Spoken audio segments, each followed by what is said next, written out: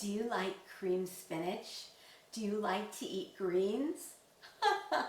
Hey, I know so many of you don't want anything to do with your greens, but truthfully, greens are the one thing, greens and breath work, that are going to get you to feeling really, really good, boost your immunity, bring your body back to its perfect weight, and feel fabulous, help you feel fabulous.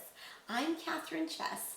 I'm your nutritionist and joyful living coach, and I've developed a series called Vibrant Veggies to really teach you how to make your vegetables taste wonderful.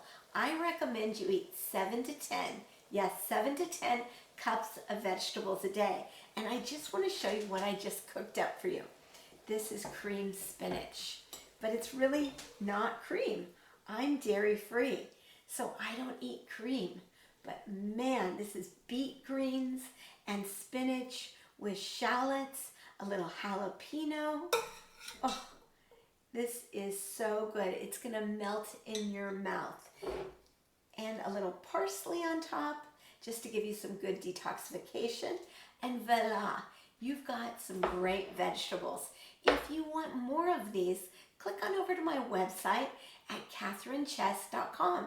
Check it out, enjoy.